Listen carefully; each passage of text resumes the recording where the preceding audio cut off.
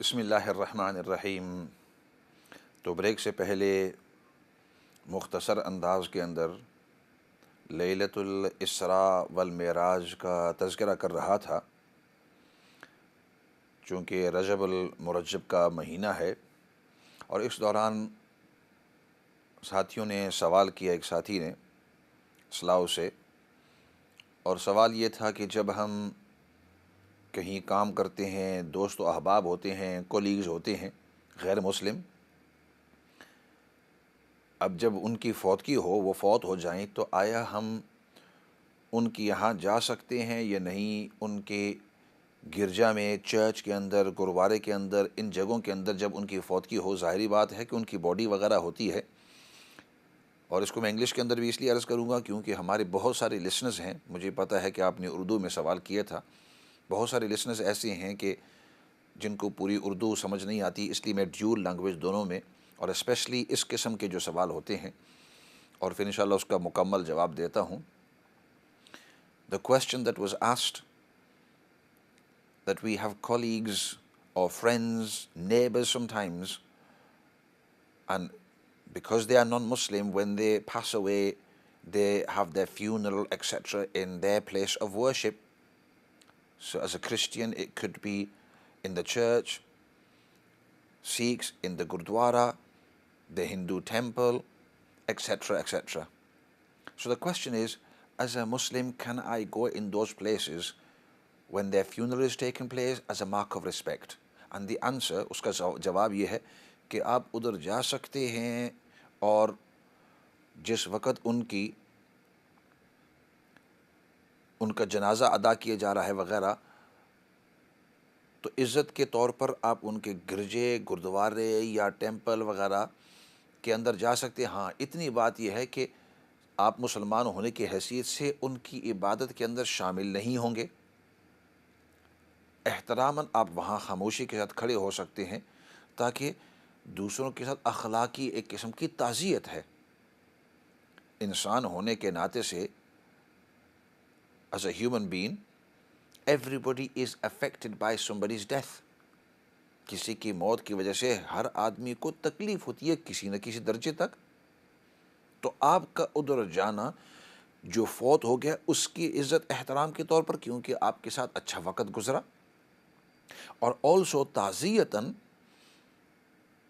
اس کے جو لواحقین ہیں ان کے ساتھ۔ So yes, you can go to the church or the temple or the Gurdwara when a funeral is taking place, but of course as a Muslim you are not taking part in the actual rituals or the worships, etc. As a mark of respect, you are standing quietly. The Prophet sallallahu اور اس کی دلیل، the Prophet sallallahu alayhi wasallam, on one occasion he was sitting down and a funeral procession was going past. اس کی دلیل، ایک مرتبہ نبی پاک صلی اللہ علیہ وسلم تشریف فرما تھے، اور وہاں سے ایک جنازہ گزرا، ایک میت گزرا، تو آپ صلی اللہ علیہ وسلم کھڑے ہو گئے۔ The Prophet صلی اللہ علیہ وسلم he stood up. تو صحابہ نے بعد میں عرض کی، یا رسول اللہ صلی اللہ علیہ وسلم، یہ تو ایک یہودی کا جنازہ تھا. This was a Jewish person, not a Muslim. And the Prophet صلی اللہ علیہ وسلم replied, آپ صلی اللہ علیہ وسلم جواب دیا، جس کا مفہوم یہ ہے کہ آخر وہ ایک انسان تو تھا، اور انسان ہونے کے ناطے سے ہم اس کی عزت، اس کا احترام کرتے ہیں. As a human being, on a humanitarian level, we are giving this person respect. تو اس لیے احتراماً آپ وہاں جا سکتے ہیں، ان کے ساتھ اچھے الفاظ استعمال کر سکتے ہیں. وہ جب اپنی عبادت کے اندر شامل ہو، آپ خاموشی کے ساتھ وہاں کھڑے ہو سکتے ہیں. جسٹ لائک اس کا یہی طریقہ کہ جب ہماری یہاں کوئی جنازہ ہوتا ہے تو آپ دیکھتے ہیں کہ بہت سارے غیر مسلم آ جاتے ہیں، اور میرے ساتھ تو اس طرح کئی مرتبہ واقعہ ہوا ہے کہ ہماری مسجد کے اندر جو غیر مسلم ہیں وہ پیچھے آ کر خاموشی کے ساتھ کھڑے ہو جاتے ہیں. ہم جب جنازہ پڑھتے ہیں وہ جنازے کے اندر شامل تو نہیں ہوتے. When we are praying our funeral prayers, those people who are not Muslims, they are not actually joining us in the funeral prayers, they're not taking part in the ritual, they're not taking part in the ibadat. But as a mark of respect, they're standing at the side or at the back somewhere as a mark of respect for this deceased person. یہ جو میت ہے ان کے عزت ان کے احترام کے لیے وہاں وہ غیر مسلم ہماری مسجد میں یا کسی مسجد کے اندر سائیڈ میں کھڑے ہو جاتی ہیں. اسی طریقے سے جب ان کو قبر تک پہنچایا جاتا ہے اور ان کو دفن کیا جاتا ہے، کیونکہ بہت سارے غیر مسلم ایسے بھی ہیں کہ ان کو دفن کیا جاتا ہے، ہر آدمی کو کریمیشن ان کو جلایا نہیں جاتا. بہت سارے ایسے ہیں کہ ان کو قبرستان کے اندر، ان کے قبرستان کے اندر جو اس مذہب کے بھی ہوں، ان کے قبرستان کے اندر ان کو دفن کیا جاتا ہے. تو آپ وہاں بھی جا سکتے ہیں ان کے احترام کے طور پر، اور اسی طریقے سے جو لواحقین ہیں ان کی تعزیت کے لیے. تو اس کا جواب خلاصہ یہ ہے کہ آپ جو ان کی عبادت ہے اس کے اندر آف کورس مسلمان ہونے کی حیثیت سے آپ اس میں شامل تو نہیں ہوں گے.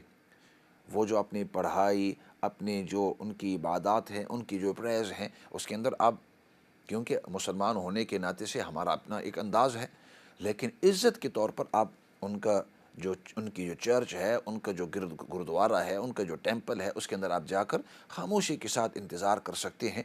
چاہے آپ کا کولیگ ہو، آپ کے دوستی ہو، آپ کے محلے والے ہو، جان پہچان ہو، وغیرہ وغیرہ، anybody. So you can go in there and quietly wait as a mark of respect for this deceased person. تو یہ تو سوال کا جواب ہوا. اسی طریقے سے اگر آپ بھی کوئی سوال کرنا چاہتے ہیں تو یہ موسٹ ویلکم. ہمارے اسٹوڈیو کا نمبر اسکرین پر ہے، ہم بھی آپ کی بات سنیں گے اور باقی جو سامعین ناظرین ہیں وہ بھی آپ کی بات سن سکیں گے. رہا جو موضوع جس کے اوپر ہم بات کر رہے تھے، the topic that I'm speaking about of Laylatul Isra wal Miraj, the night journey and the ascension towards the skies. کیونکہ اگر آپ غور سے دیکھیں تو یہاں دو حصے ہیں اس سفر کے. There are two parts of this journey. The first part is mentioned in the Quran. پہلا حصہ جو ہے مکۃ المکرمہ سے مسجد الاقصیٰ تک، مسجد الحرام سے مسجد الاقصیٰ تک، اس کا قرآن کریم کے اندر ذکر ہے. لہٰذا اس کا انکار ایمان خطرے کے اندر انسان کا. اور دوسرا حصہ احادیث صحیحہ متواترہ سے وہ بھی شامل ہے. The second part of the journey from Al-Aqsa to the skies and all the way back, that's also mentioned in this ahadith صحیحہ. لیکن یہاں ایک بات میں بہت اہم جو کئی عرصہ پہلے بھی میں نے اس موضوع کے اوپر ذکر کی تھی، اور وہ یہ ہے کہ اگر آپ دیکھیں تو اللہ رب العزت نے اس سفر کے اندر جو وقفہ کیا وہ مسجد الاقصیٰ فلسطین کے اندر، فلسطین کے اندر. If you notice that the stoppage and the station in the middle of this beautiful, miraculous journey, fantastic, amazing, in fact astonishing journey, Allah subhanahu wa ta'ala has stationed in the middle Al-Aqsa, Palestine. اور جیسے کہ ہمیں پتہ ہے کہ وَفَعْلُ الْحَكِيمِ لَا يَخْلُو عَنِ الْحِكْمَةِ، سمجھدار کے ہر کام کے اندر کوئی نہ کوئی حکمت ہوتی ہے. There's always wisdom in whatever an intelligent person does. سمجھدار آدمی جو بھی کام کرتا ہے اس میں کوئی نہ کوئی حکمت ہوتی ہے. اور اللہ رب العزت He is the أحكم الحاكمين. He is the most wise، سب سے بڑے حکیم، سب سے بڑے سمجھدار. اور ہم دنیا کے اندر دیکھتے ہیں، we noticed in the worldly events، کہ جب کوئی اہم شخصیت، any leader، when they are embarking on a journey، the whole of the journey or their visit or a meeting or whatever it may be, it is meticulously planned، very very detailed. کوئی بھی اہم شخصیت ہو تو وہ کسی سفر پر جاتے ہیں تو اس کو بڑے تفصیل سے اس کو پلان کیا جاتا ہے کہ ادھر سے آپ 9 بجے نکلیں گے اور 10 بجے آپ وہاں جگہ پر پہنچیں گے، اور وہاں 10 بجے سے لے کر 10:15 بجے تک 15 منٹ آپ چائے پئیں گے، اور 10:15 بجے سے آپ جب نکلیں گے تو فلاں جگہ کے اندر آپ کو اپنے آپ ملاقات ہوگی 15 منٹ، اور پھر 10:30 بجے وہاں سے نکلیں گے اور 1 گھنٹے کے لیے وہاں، اور پھر 12 بجے تک آپ کو فلاں جگہ میٹنگ 1 گھنٹے کے لیے ہوگی، 1 گھنٹے سے زائد آپ میٹنگ. تو ایک ایک چیز جو ہوتی ہے وہ پلان کی جاتا ہے. Every single aspect of this journey, of this meeting is meticulously planned because of who this influential person is, this person of authority. یہ جو شخصیت ہے ان کے لیے ایک ایک مرحلہ پلان کیا جاتا ہے. اور جو لوگ اس کو پلان کرتے ہیں, those people who are planning this, they only make stoppages because each stoppage or each meeting place is very important. اس سفر کے اندر بہت سارے اور کام بھی, اور ہر جگہ جہاں وہ رکتے ہیں اس کی اہمیت ہوتی ہے. there's a special reason and there's a special wisdom behind why they stopped in that place.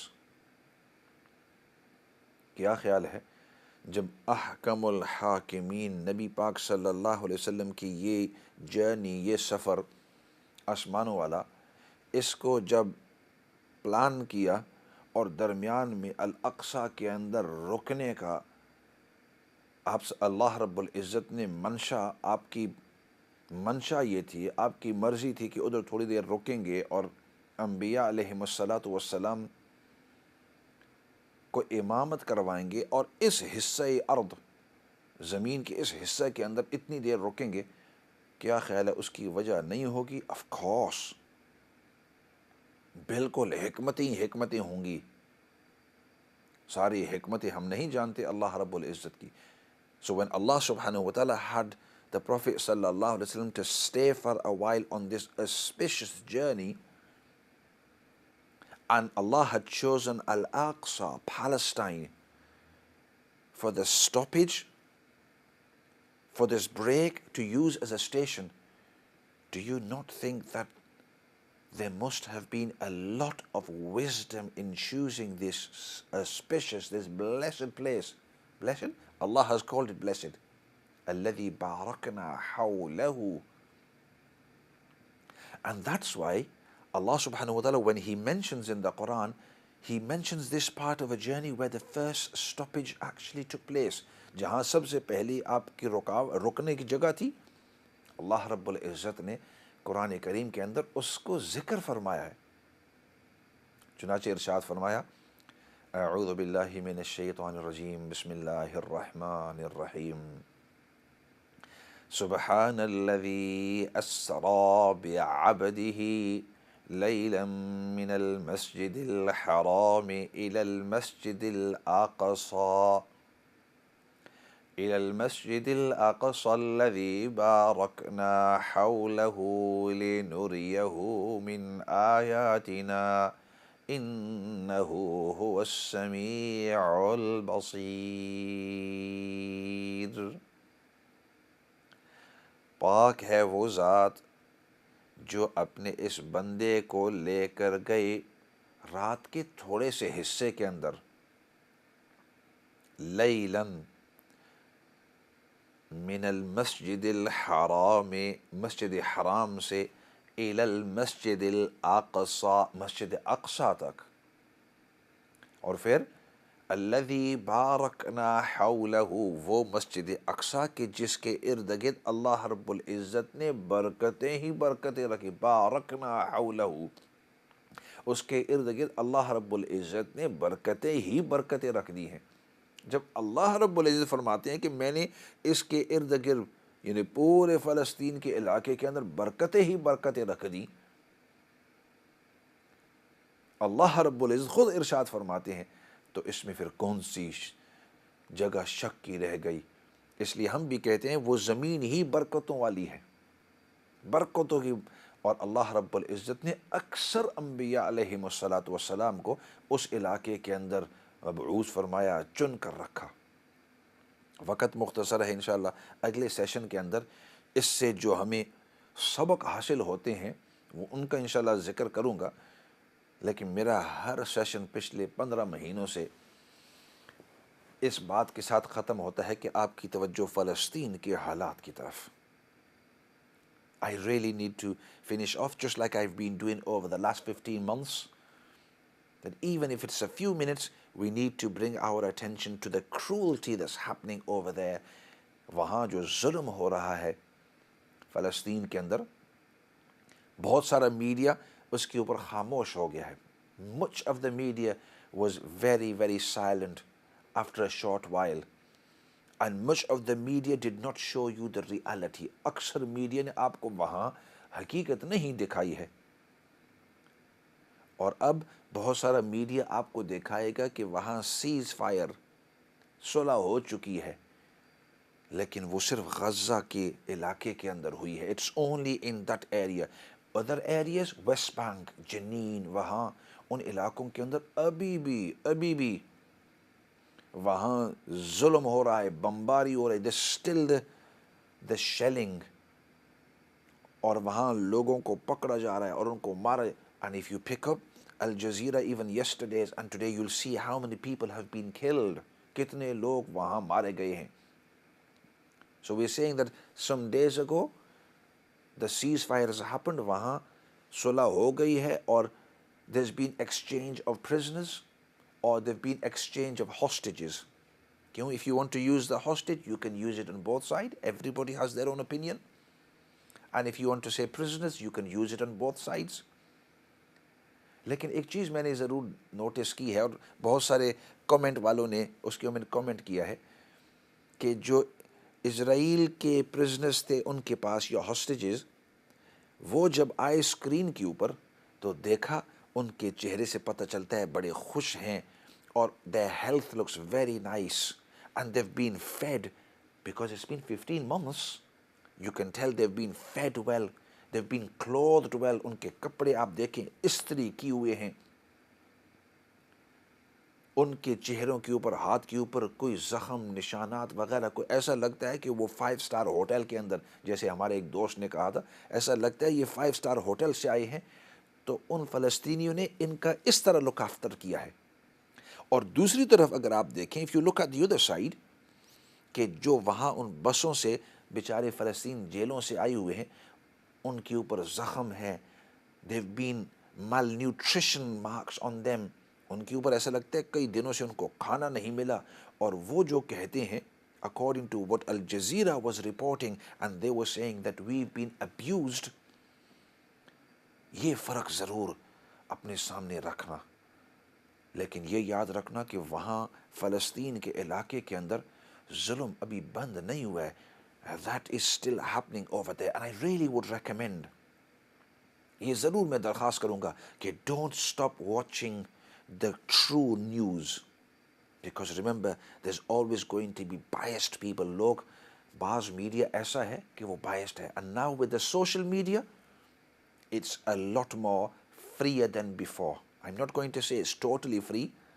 میں یہ نہیں کہوں گا کہ totally balanced ہے، کیونکہ ریسرچ سے پتہ لگتا ہے کہ کچھ content it's been withheld.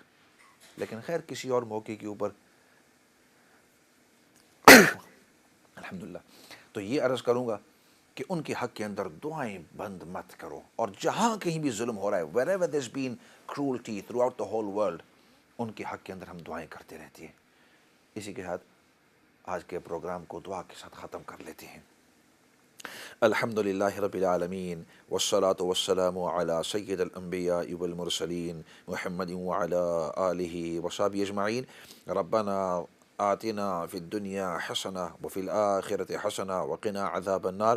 یا رب العالمین، تو ہم سب کو دین کی صحیح سمجھ نصیب فرما، ہم سب کو دین پر استقامت نصیب فرما. یا رب العالمین، جہاں کہیں بھی دنیا کے اندر ظلم ہو رہا ہے، یا اللہ اس ظلم سے تمام مظلومین کو نجات نصیب فرما، ہم سب کو آپس میں اتفاق اور اتحاد نصیب فرما. اور یا رب العالمین، سب سے بڑی بات وہ تیری رضامندی ہے. دنیا اور آخرت کے اندر تو ہم سب کو اپنی رضامندی نصیب فرما. سبحان ربک رب العزة عما یصفون وسلام علی المرسلین والحمد للہ رب العالمین برحمتک یا ارحم الراحمین. میں ہوں آپ سے مخاطب آپ کا میزبان مولانا فضل داد، اور ہمارا یہ پروگرام ہر منڈے اور ٹیوزڈے شام کو 7 بجے سے 8 بجے تک لائیو ہوا کرتا ہے، اور پھر مختلف اوقات میں اس کو ریپیٹ کیا جاتا ہے۔ اسی کے ساتھ والسلام علیکم ورحمۃ اللہ وبرکاتہ۔